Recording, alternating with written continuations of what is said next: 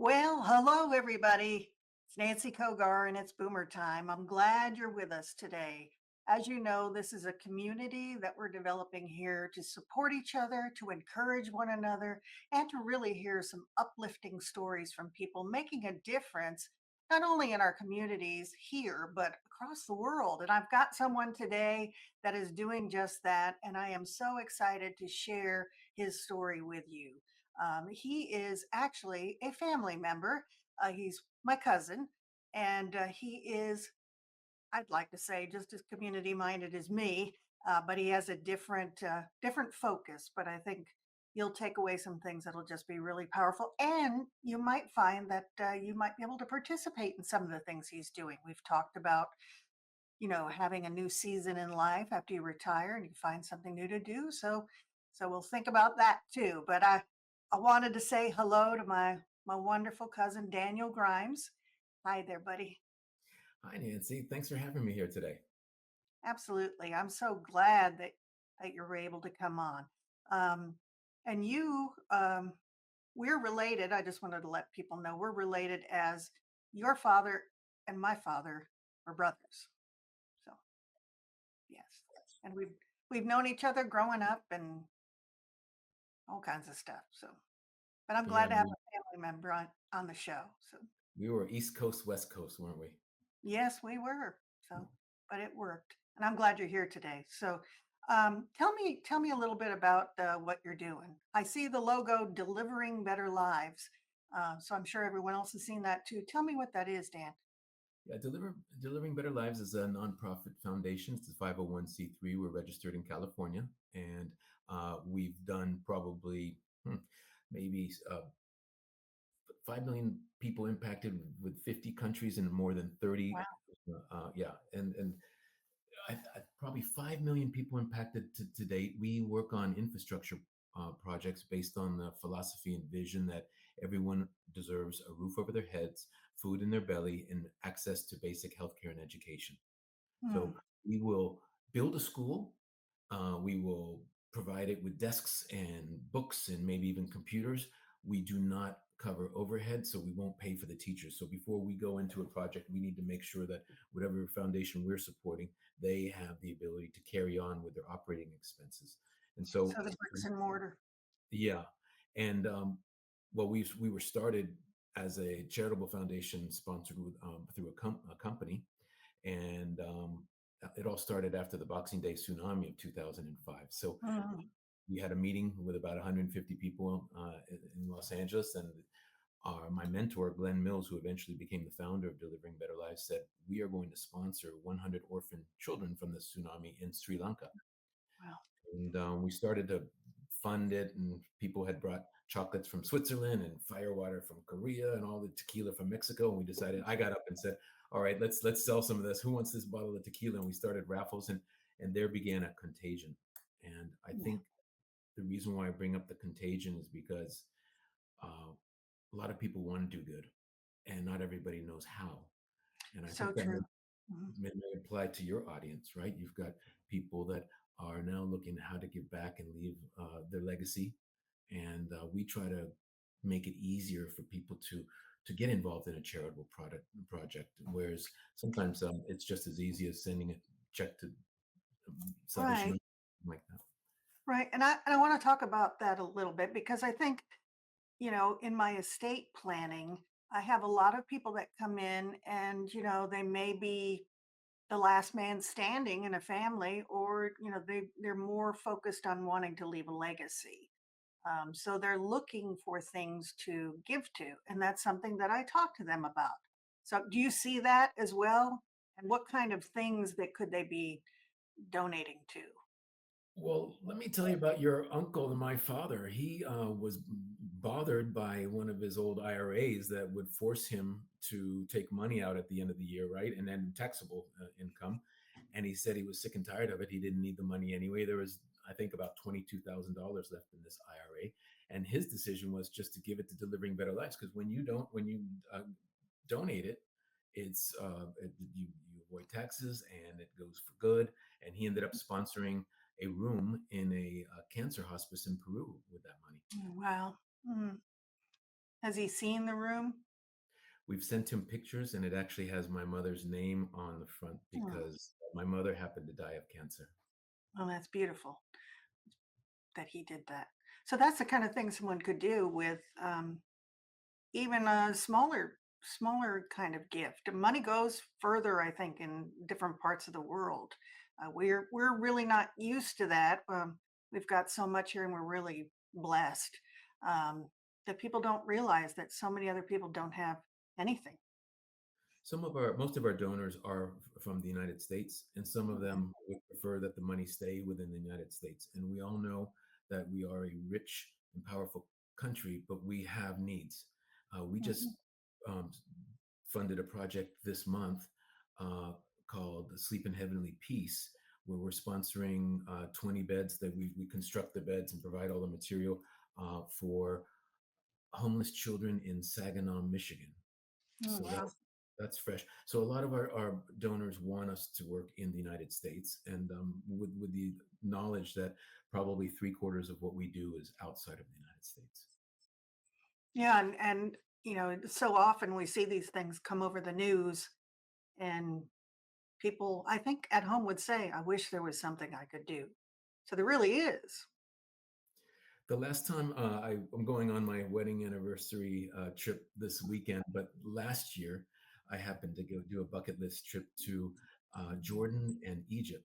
And while I Mm, was in Jordan, I met up with an old colleague of mine who had done some projects with us in the past, and she brought us to a school. And as soon as we got out of the taxi cab in the streets, children came running up to us because they knew we were going to help them. And it mm, was so uplifting that we went to this dilapidated school and looked at the project and spoke with the principal and really saw a need. We took pictures, created a video, brought it back home, and everybody was enchanted by this project. And today it's a completed project where the school looks completely different. And so I don't know if that is philanthropic tourism or what you want to call it, mm, but there's opportunity for those that I would think we were speaking about this earlier today, where our projects are all around the world and in some places that are actually fun to visit. So mhm. I've convinced some of our donors to actually visit the projects like in Peru, for example, while then also going and visiting Cusco Yeah, a way to so give back while you're vacationing and have so many people are looking for greater purpose. I think that's a great idea. Dan, I'm going to take a quick break, but we'll be back in just a couple minutes and want to talk to you a little bit about your own story because I think it's so special and so wonderful, and it led to delivering better lives, didn't it? delivering Yeah, better lives is within my home. yeah, that's great. I think I'm looking forward to you sharing that. So, everybody out there, we will be right back.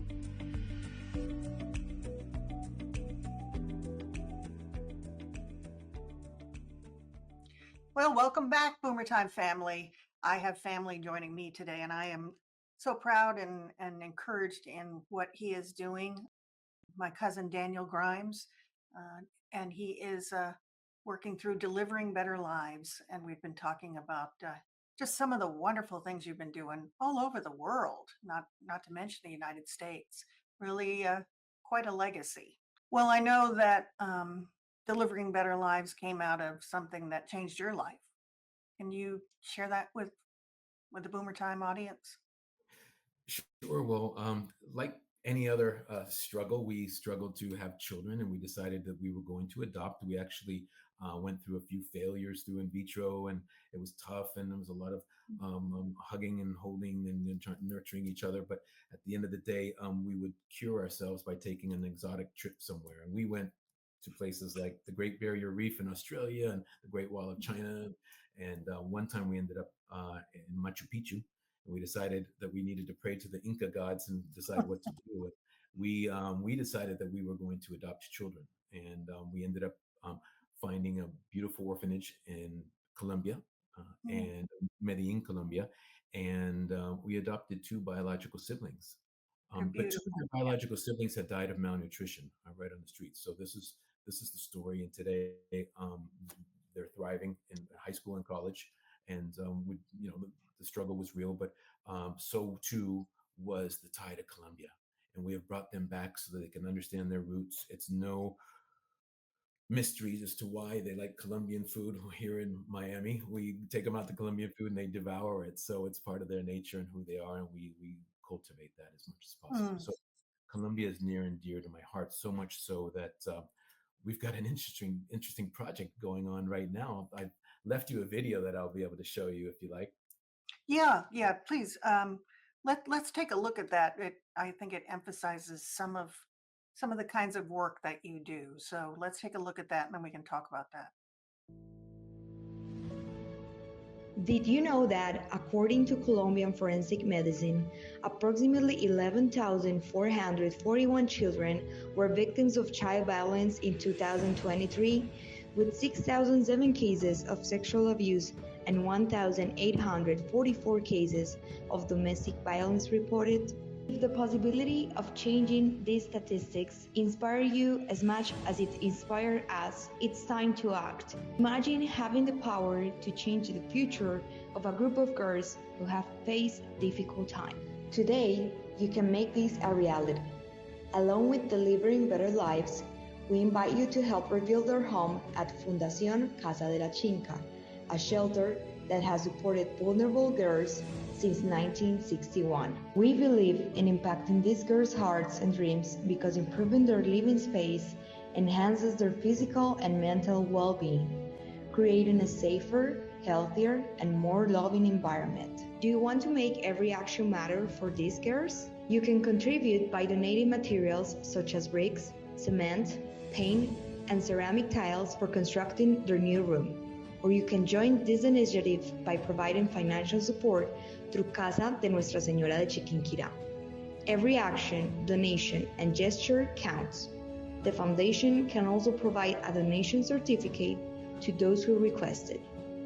Join us in this collective movement and be part of the change we want to see in their lives. Together, we can make a difference. Wow.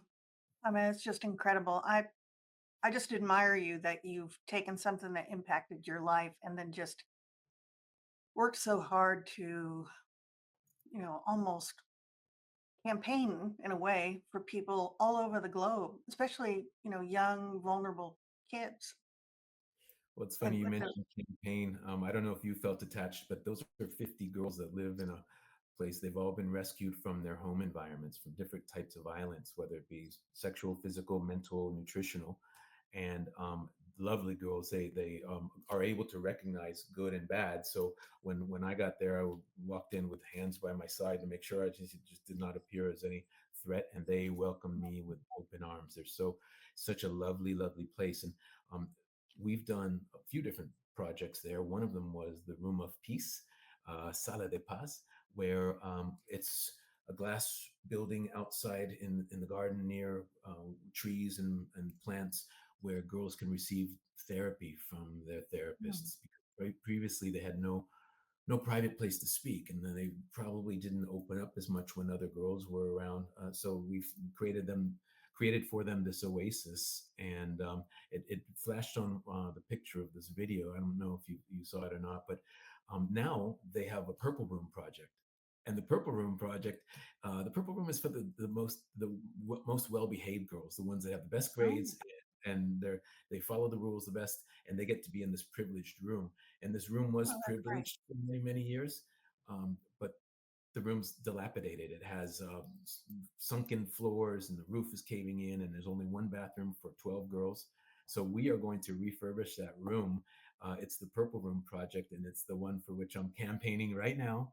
Um, we're, we're knee deep in a campaign called Sweat for Good, and the Sweat for Good is a 30-day campaign running from November 3rd to December 3rd, leading up to Giving Tuesday.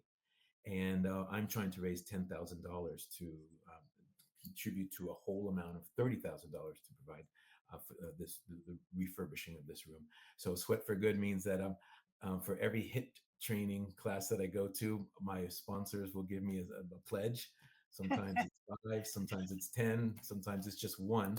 But I'll try to exercise as much as I can in those 30 days, and then at the end, on the 3rd of December, I'll come to collect my money and raise funds for these girls to build that Purple Room. Oh, that's wonderful, Dan. And so if somebody wanted to sponsor one of your, you said your high impact intensity workouts, you're sweating for good, how can they do that? Well, there's a landing page that I've provided for you. It's right down here on the Delivering Better Lives website.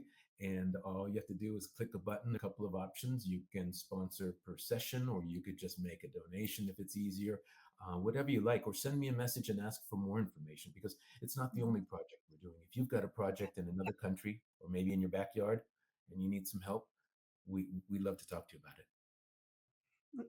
That's great because I think people sometimes get frustrated with our current system, and then to have someone nonprofit. I'm not trying to be political, but have someone that's open and creative and available to be able to make a difference. That means a lot. Khalil Gibran said, "To give is to receive." And Mm, I believe that there's a little bit of egocentric element to this as well. We want to feel good. We want to know that we're helping others. It helps us lay our head down at night. And I think that this opportunity to get involved, as long as it's easy and plug and play, and doesn't require too much. If we make it easy on people, um, the kindness that's within comes out immediately, and everyone has kindness in them. So it's just a matter of giving them the environment to put it on display. and then oftentimes you don't get a chance to see what was the result of your donation, and it sounds like that's very tangible here. Do you know that's the most important part of this, is to be able to provide metrics and show the impact? And actually, and so our foundation, we only work on infrastructure, so anything that's tangible, that lasts. We don't give food, but we'll build a kitchen. Hmm. Okay. We'll give books and build a school, but we don't provide funding for the teachers. We go down, and that's one of the premises of this organization, is that it's a nonprofit that's run by business people. Mm, And so when a project is given to us, we've got a couple of different examples. We apply our business acumen to the project. We had somebody say that they wanted us to replace a wooden roof, and we said okay. And we said, what happened to the other roof? And they said it was eaten by termites. mm, And okay, but the now you, entire roof. yeah. So but your project proposal is now to build another wooden roof. Why not build a metal roof? And they said, it's too expensive. And we said, how much more expensive? And we ended up funding for the metal roof because it was going to last longer. So sometimes Yeah. applying basic business acumen is where we can distinguish ourselves as a nonprofit. I was at a luncheon earlier today and they were talking about America after post election, and saying that America was really founded on the idea that everyone deserves an equal chance. And that's what I hear from you, is trying to give people an equal chance. We believe that everybody has a right to a roof over their heads, food in their belly, and access to education and basic health care. And that's our vision and our philosophy, and we live by that in every filtering of every project. That's how we find our north. Awesome. I'm going to take another quick break. I have two breaks in my show, and then when we come back, we'll hear a little bit more about what you're doing, and then we can talk about some of your favorite efforts that you've participated in. Maybe that would be good. Yeah. So I'm enjoying this, Dan. You're doing great stuff. So glad we can share it today.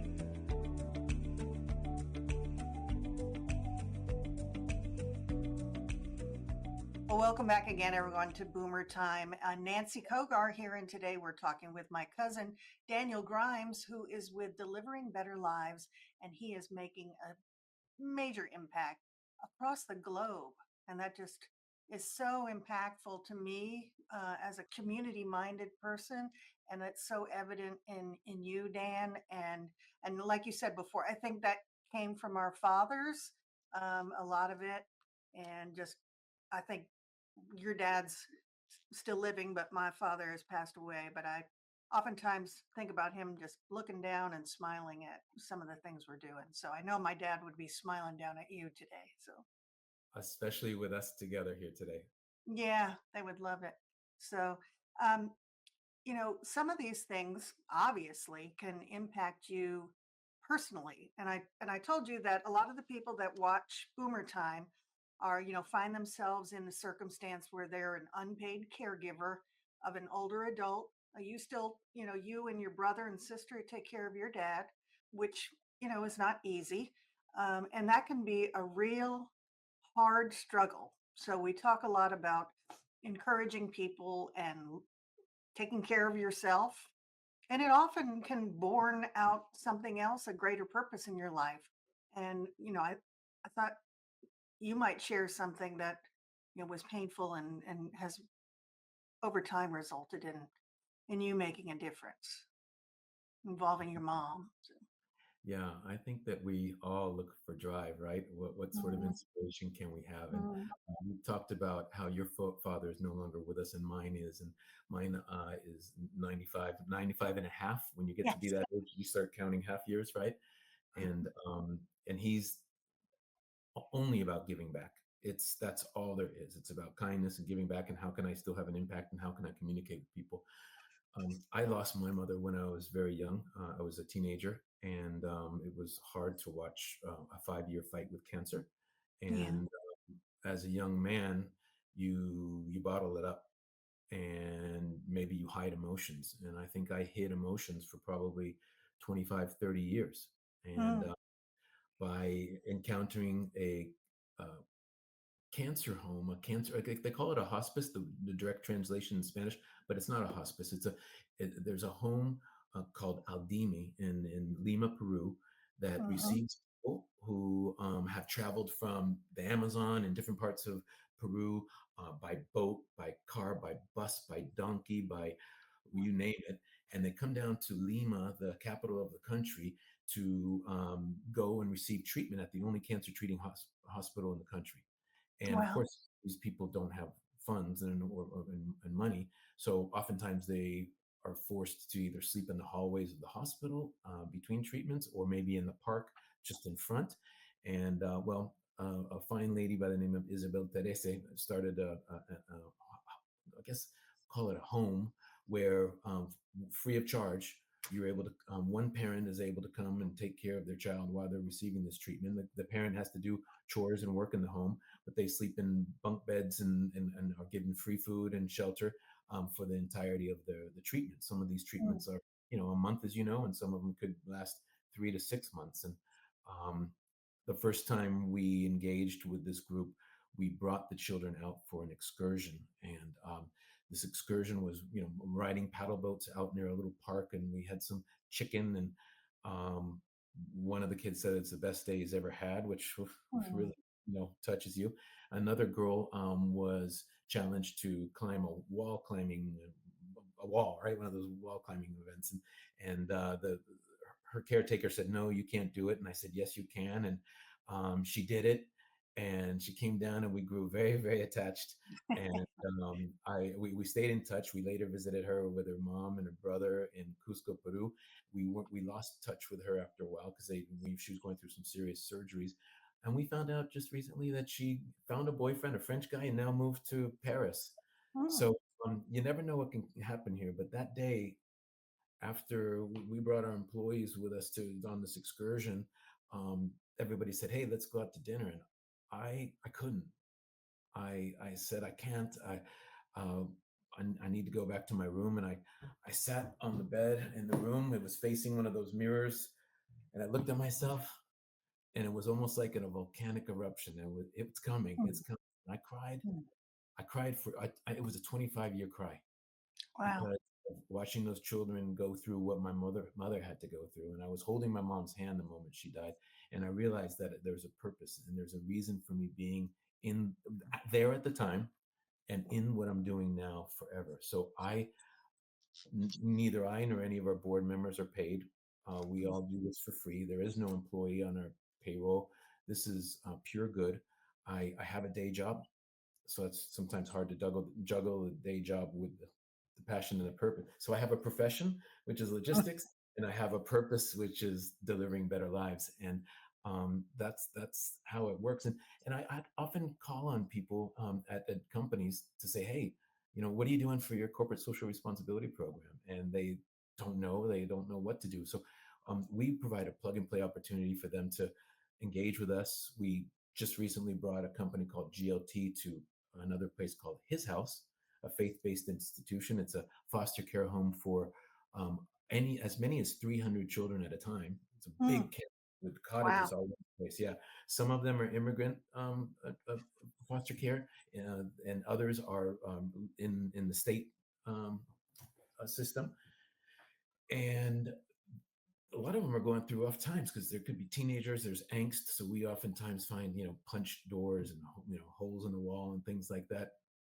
And we do what's called a cottage makeover, and we'll bring as many as 40 or 50 people on a Saturday afternoon or morning afternoon, bring them down, and we will do landscaping and painting and repair and basic repair, not major construction, of course, and have a day of service. And Mm, I've done this now 6 or 7 times with different companies, mostly with my company, but with other companies too. And there's nothing like coming back to the office on Monday and sharing the experience you had, because mm, that's when you realize that my colleague Joe or my friend Nancy, she look at what she did. She really had a right. heart. She was on her hands and knees and scrubbing the floor or cleaning the toilets or whatever we do, shoveling hay. But we build playgrounds together, and you also realize, hey, you know what? My company sponsored this, and so my company has a heart and soul as well. So corporate engagement is part of it. And I'm glad I got to change to that topic quickly before going any further, and why I was crying so much at the Yeah. in that hotel Well, room. It was an ugly cry, I can tell you. yeah. Well, um, you know, sometimes we have to go through things that lead to even better things. Um, and I can understand where these types of things can touch your heart in such a strong way that that would bring up old feelings. So, yeah. I think what you're doing is great too, Nancy. I think that there's lots of different ways to give back, and Yeah. when you're Yeah. teaching people how to protect their family after they're gone, because when you're at the doorsteps of death, you're very, very unselfish. All you want Yeah. to know Oh, yeah. is, are my people going to be taken care of? And I know that's what my mom was thinking. And I know that's what my dad is thinking. And I know Mhm. that's what the clientele are thinking. They want to know how to leave them with the least amount of problems possible. And Yeah. so thank you for what you do, Nancy. Yeah. And you have your estate plan in place, don't you? I do. I might need some tweaking. Can I call you for some free advice, paid advice? Well, we'll talk about that later. Okay. No, it's something I preach. I just want people to be prepared, prepared, prepared. And if they prepare, then they can, better be prepared to help people and things like delivering better lives, right? That's right. So, www.deliveringbetterlives.org. Come check okay. us out. And if you see a country or a project or a mission that you can associate with, let me know. Yeah, that's awesome, Dan. And from November 3rd to December 3rd, you've got the what is Sweat it? for good. Sweat Sweat for for good. good. Well, I'm I get going stuck down on the there. sweat, and I think, sweat for good. And I think that's, you're in good shape, but I'm sure that's going to be hard to exercise that much. So, I can tell you that I'm not in the best shape, but I can already feel the result oh, since the third. well, you'll be totally buff afterwards and ready to take on your next challenge there. So, Isn't that really the theme? That mhm, you're doing something for someone else, but you're at the same time you're filling your own soul or your own need, and that's what mhm, giving back is all about. It's about feeling good about yourself, and it's leaving a proper legacy. mhm. Yeah. Well, and in this country, and what I tell people on Boomer Time is, and you said it too, we have to give back. So that's part of the gift of having a democracy and having freedoms is you have to give back. So, right? Right. Yeah. And I hope one day that we have topics that we can be 100% on instead of 50-50. Yeah. Yeah, exactly. Like let's find some common ground and work on that. Seems like so many things are so petty often, just it's upsetting. But that's another podcast, I suppose. Um, so, Dan, I'm so thankful that you were able to come and join us today. I respect you so much, and I love you, and I love your family. And please, send my love to them. And I hope that your appearance here makes a difference. And I'll be watching what you're doing, and maybe there's an opportunity to come back and report some new things. I would welcome that very much. And me and the family love you too, Nancy. Yeah, Thanks for having me today. absolutely.